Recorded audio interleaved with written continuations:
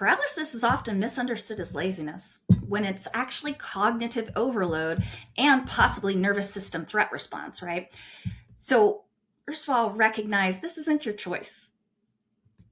You would move forward if you can. So, how can you support yourself to move forward? And again, a big brain dump and get it all out in front of you so that you can see what you're struggling with. That, I think, tactically is one of the best things that we can do for ourselves. Welcome. I'm Amrita, and this is the Amrita Effect. Real conversations about identity, resilience, and becoming for women in the middle of figuring themselves out or finding their way back to who they really are.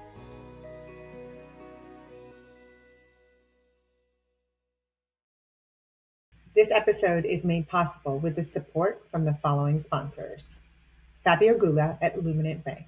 If you're thinking about buying or refinancing, Fabio offers over 35 years of experience and helps match you with the right loan, not just a one-size-fits-all. And Tyler McBroom at TRM CPA. They are a proactive CPA company helping business owners maximize profits and pay as little tax as legally possible. Main Street Title. They deliver your title on time, every time. And last but not least, Lauren DiCarlo at Zingarli and DiCarlo. If you have any real estate transactions for buying or selling, reach out to them for representation. Hello, friends. It's Amrita. Welcome to the Amrita Effect. So I am totally selfishly so excited about our guest today, Dorsey McFadden, who is here and is a certified ADHD coach, educator, and founder of the Live Happy ADHD coaching and flexyouradhd.com. Credentialed by the ADDCA and PAAC, she transitioned from a digital marketing career to help ADHD adults and parents improve executive function.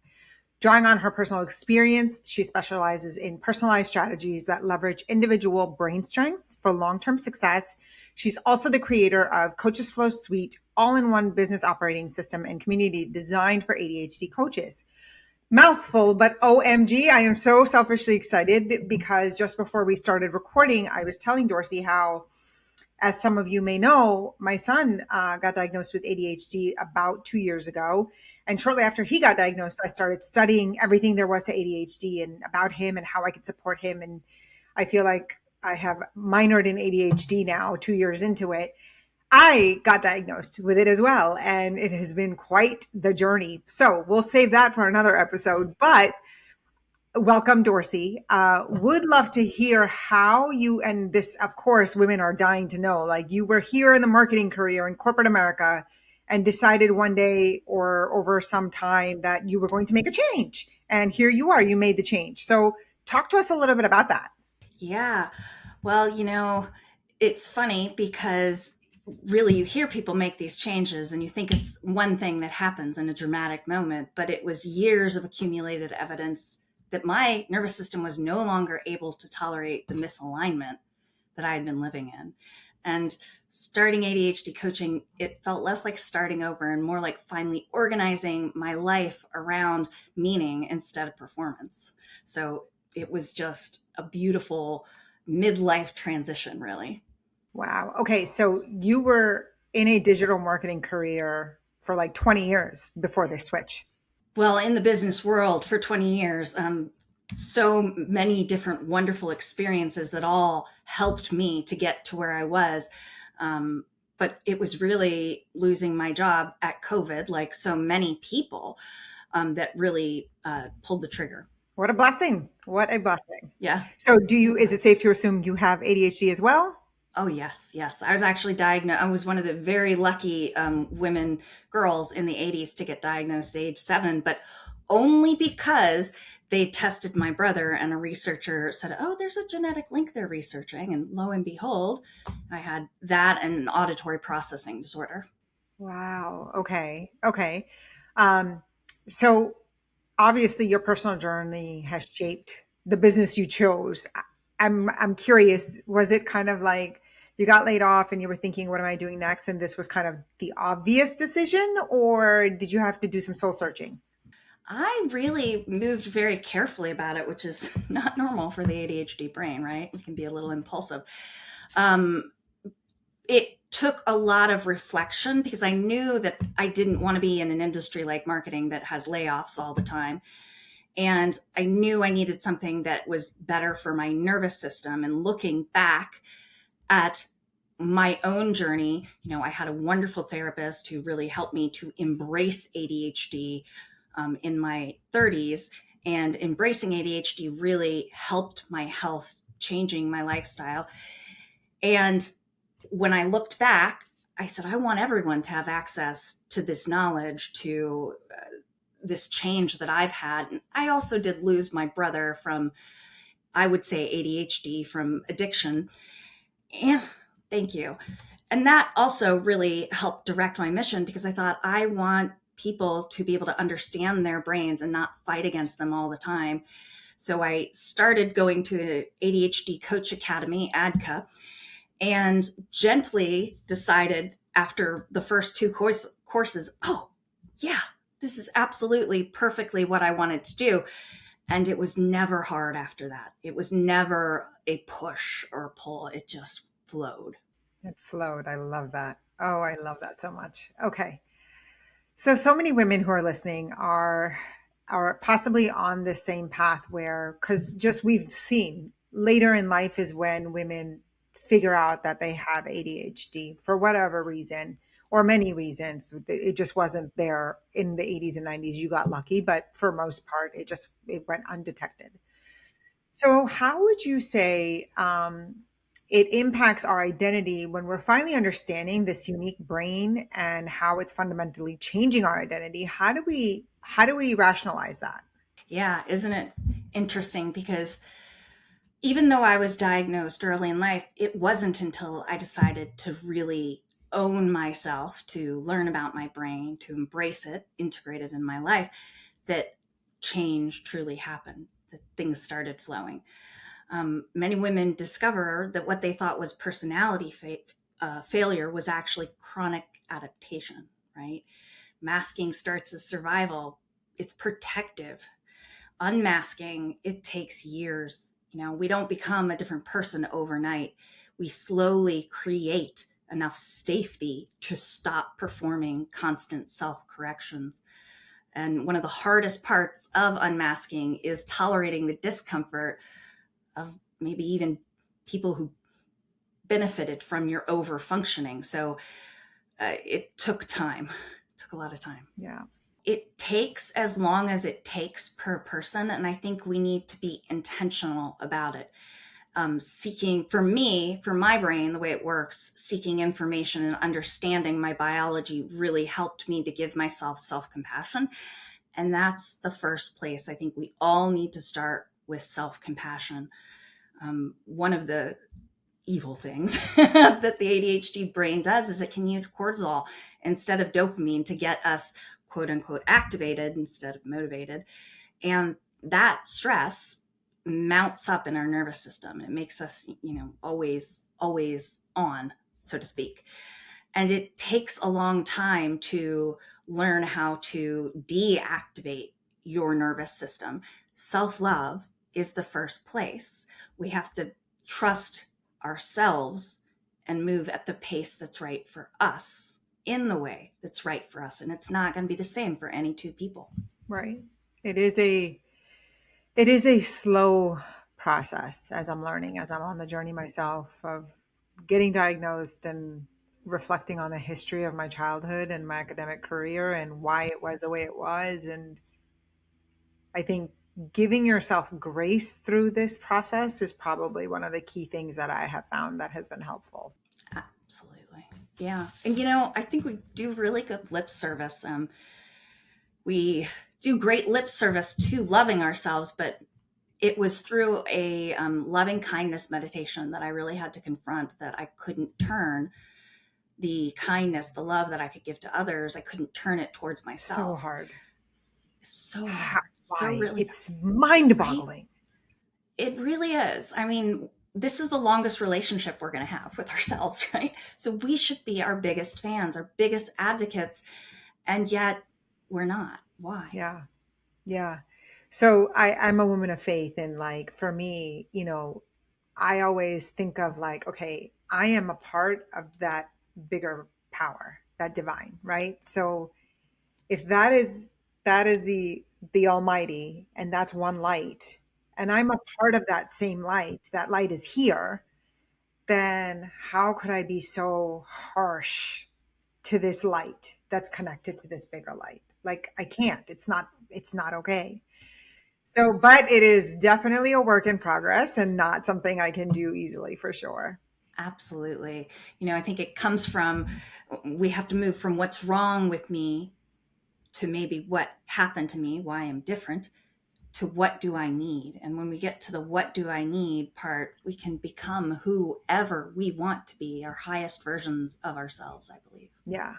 I certainly think it's a blessing for sure, because it comes with so many superpowers, and I really, really believe that. So I feel like I am as successful as I am in a industry. I'm a realtor and I run a real estate business, and that's a 95% fail rate industry. So for me to be thriving in this industry is a direct correlation to the fact that I have ADHD. I don't think I could have done it otherwise.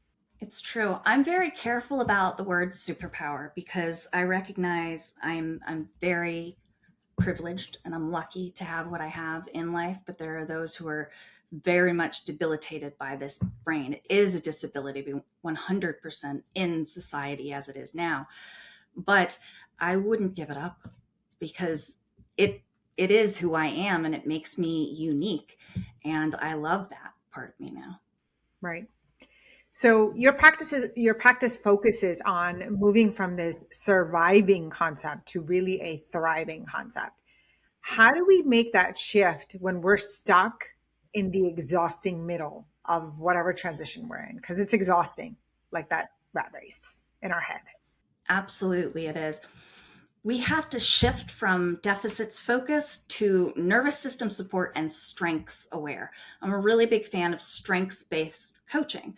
Our strengths, which are very diverse, I would say, they say an ADHD person has interests a mile wide and an inch deep.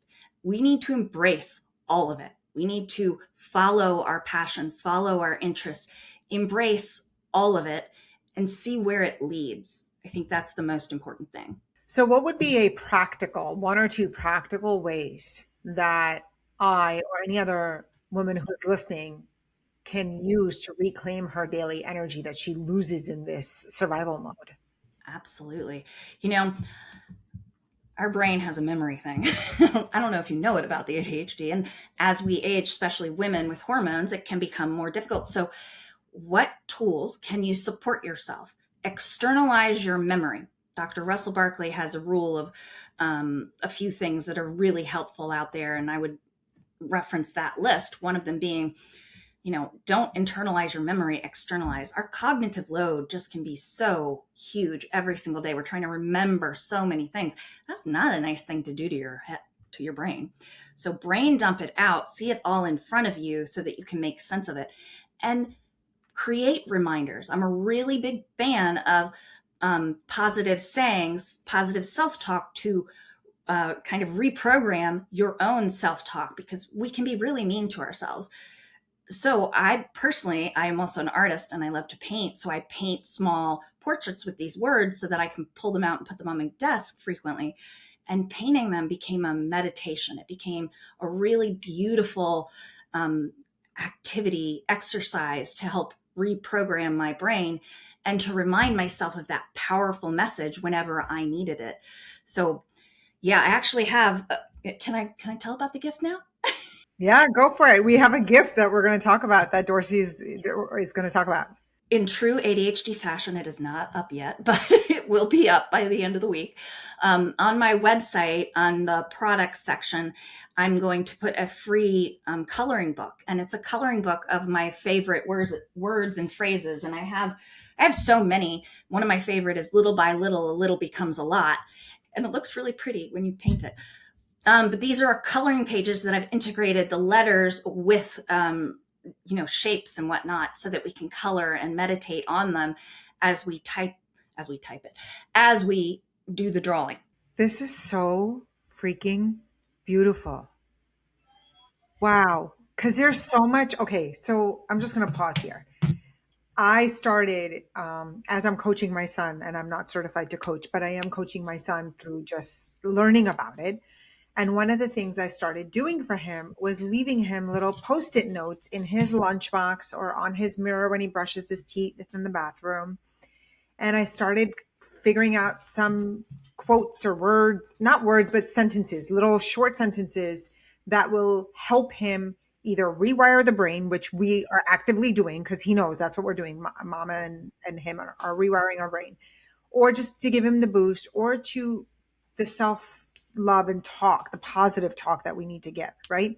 So this is going to be the one I'm going to put in his lunchbox tomorrow. This is so special, and there's so much to be said about what you're describing of like artistically putting it on paper. So there's truth that whatever we have and we put it from mind to hand to paper, whether we write or draw, there is a power in that physical aspect of it. So that's so cool. What a blessing. Thank you for sharing that. You're welcome. And I have a second thing that goes along with this because memory. When we need the information, it's not there. When we need the memory that we've shown up before, that we've done this hard thing before, that we're amazing, that's when the memory doesn't come. So creating a bank of memories that lifts you up, that show you how powerful you are and that you've done amazing things, overcome amazing things. Keep some sort of memory bank for yourself that helps remind you of that, because it just doesn't always come when we want it to. One of the reasons I think I'm successful at my business is because I watched my mother and father build a veterinarian practice, their own veterinarian practice. Father's a vet, mother is an office manager. And I think witnessing that, being able to reflect what I saw my mom model, really helped me have the confidence that, you know what, whatever it is, I can handle it. Yes. Yes. Because we can do hard things. Yeah. We can do hard Hell things. yeah. Yeah. Love that. Okay. To leverage the unique brain strengths that we have instead of fighting them, like you talked about, how can we apply this concept to our personal growth as we're going through this journey? Yeah.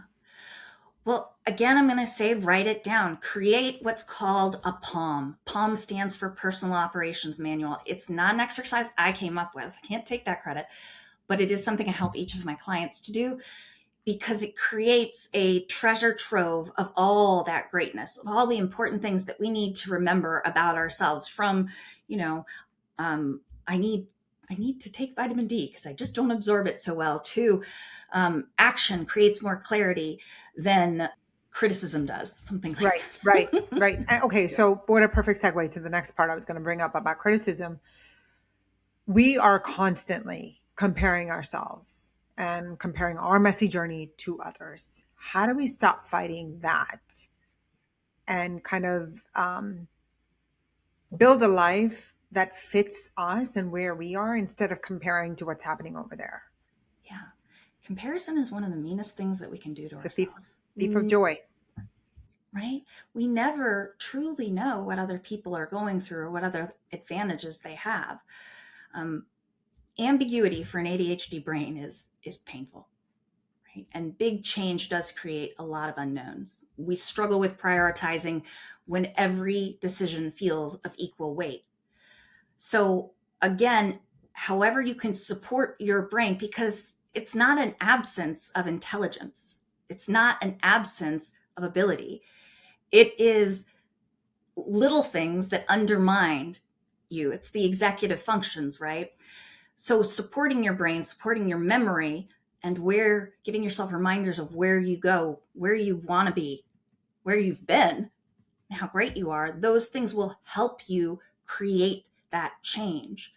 And I really think we also need to realize that the world today is too noisy. It's too noisy. And I think that, we're going to find in the future that it hurts everyone's attention span, whether you are neurodivergent or not. Being overstimulated is not a healthy thing to have that all the time. So finding a way to take a break, focus on yourself, build that self-love and self-trust, and get to know yourself in any way. And I'm going to say writing down again and again, but even just having nice conversations with other people is very helpful. Right. So let's talk a little bit about beating the paralysis, because what happens is when we're in major life decisions or transitions, that demand is like endless decisions. It creates a demand of endless decisions, which can easily trigger this mental paralysis. How do we break through that overwhelming freeze of response and just how do we cut that cycle? Paralysis is often misunderstood as laziness when it's actually cognitive overload and possibly nervous system threat response, right? So, first of all, recognize this isn't your choice. You would move forward if you can. So, how can you support yourself to move forward? And again, a big brain dump and get it all out in front of you so that you can see what you're struggling with. That, I think, tactically is one of the best things that we can do for ourselves. So I've heard you say this over again, the writing concept and this whole brain dumping, right? Putting it on paper because, and I refer to this all the time. I feel like I have, like if you imagine a browser, right now I have 12 tabs open and I probably have 74 in my brain. And there's 74 tabs open and one of them playing is music, this music really, really loud, and I can't find which one it is. Like that's my constant brain. And so if you put it actually on paper, maybe that will give the ability to shut down that tab. Because I don't remember what book I was reading, but it was talking about how putting it on paper helps you process it and it's no longer living here in the back. It is now the chapter can be closed, the tab can be closed out versus subconsciously it's still in a loop in the head and it's continued to going even though there's nothing to do. You just haven't closed out the tab. So it sounds Yeah. ridiculous, but that's No, well, the brain science, the default mode network, and the task positive network prove what we're saying, first of all. But I think I also want to say that it is seeing it. So whether it is you write down or maybe you speak to your computer and you see it all in front of you, you need to figure out the right thing for you, um, because that will help move you forward. And it'll make the decision smaller, right? And really, that overwhelm, the decision can be too big. And if we see it on paper, suddenly we're like, oh, that's not that bad. I'm so glad you said that. So my son hates to write because he and I both can't spell for shit, like to save our life. Like I can't, there's certain words I just can't get it.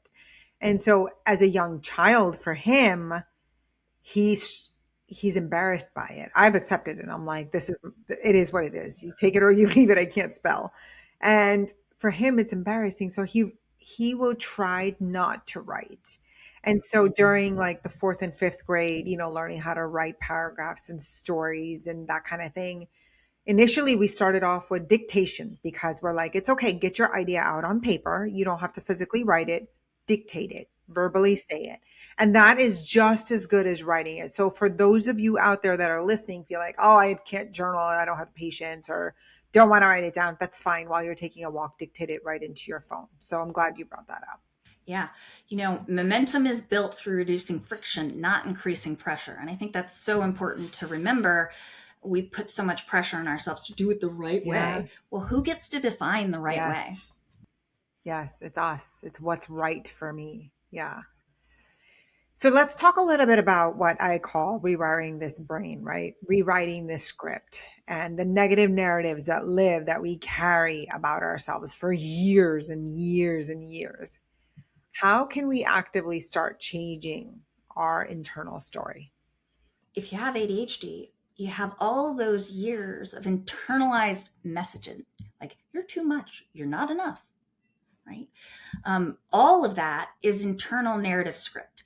And we need to start by identifying what is a symptom and what's our identity, right? My passion is my identity. My zest is my identity. I'm not too much at all. And I think we need to claim those things. So education about your brain, understanding what is a symptom and what is identity, I think is really important place to start. And what would you say would be a good practical tool for quieting that harsh inner critic? You know what I'm going to say? Self-compassion. Self-compassion, that loving kindness meditation. However you can practice it. Not everyone can sit and meditate. I only can meditate in the bathtub, actually. And I do it in a Epsom salt bath. So I know if I stay in 20 minutes, I'm getting the full effects of the Epsom salt. And I kind of have to stay there so I can meditate there. Some people need to walk to meditate. Some people, drive and they listen to the words of it. I really shouldn't abdicate driving and meditating. Just say that was really dangerous. But then also all of the pieces of writing down, what you're creating is evidence-based self-trust. Proof right there, right? That you've adapted, that you've recovered, you've advocated for yourself and survived different seasons. So the proof, you need to write it down so you can remember it when you need to, because again, sometimes it doesn't come when you need it. Yeah. Yeah. You need the evidence when you don't see it. Right.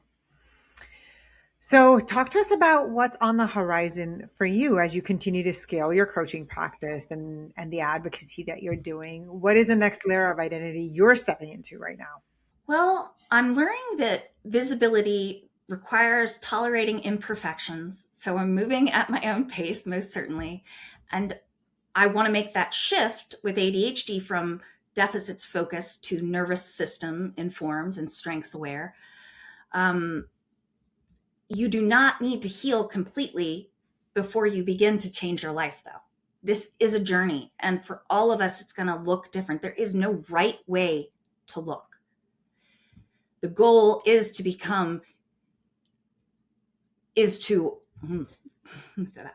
the goal is to build a life where your nervous system no longer has to fight to exist. And that takes as long as it takes for you, in what way you can do it, right? For me, it's stepping more fully into leadership and advocacy and building a business that I never thought I would build, having employees and helping other ADHD coaches reach more clients while keeping their costs low so they can keep their costs low for clients, so more people can understand their brain, embrace their brain, and live their best life. Amazing. So powerful. So cool. Women are just so fascinating. I feel like we could do so much. Like, right? If women ruled the world, I know. There's a song. I know. Do you know there's a song? Yes. It's a beautiful song. So this gift that you have, remind us where we can go on your website to get it. So, and I'll be after this following up with my VA because delegation is a wonderful tool. Yes, it is. You're going to be able to find it under the product section of my website, which I believe is under the resource section menu in my website. And it's just going to be a free download. I think we are putting it as a product, but it's a zero price product. And you can just download it from there. Okay. So what's the website? The website is www.livehappyadhd. And I named my business Live Happy because living happy is different to everyone. My goal is to help you find what it is for yourself. Love that. Love that. So we can download it and then basically print it out. And it's a coloring book and we color it in. It's a coloring book. How soothing is that? And I would suggest better paper because that just somehow satisfies me as an artist. Yeah. Wherever, whenever you want. Just pick a page randomly or start at the beginning. Love it. I'm going to do that. I can't wait. And I'll have my son join me. So that'll be so special for us. Thank you. Yeah, it will. And how can we all find you? For those that are listening, are you on social media, LinkedIn? Where are you so we can get in touch? I'm a little bit everywhere, honestly. Perfect. Perfect ADHD or everywhere, a little bit everywhere. Right? You can typically find me, my user handle I try to get is Dorsey MC at Dorsey MC. So I'm on Instagram, I'm a little bit on TikTok, LinkedIn, wherever you need me. And my businesses have their own Instagram handles as well. Amazing.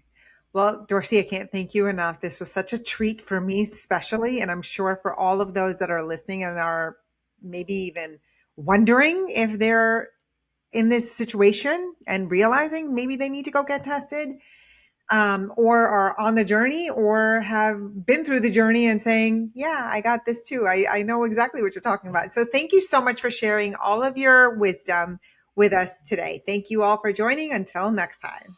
That's a wrap on another episode of the Amrita Effect. Nothing is wrong with you. You are just in the middle of becoming If this resonated with you, please share it and subscribe. And if you could, leave a review so this reaches more women who need it. Just take one small step forward, and I'll see you in the next episode.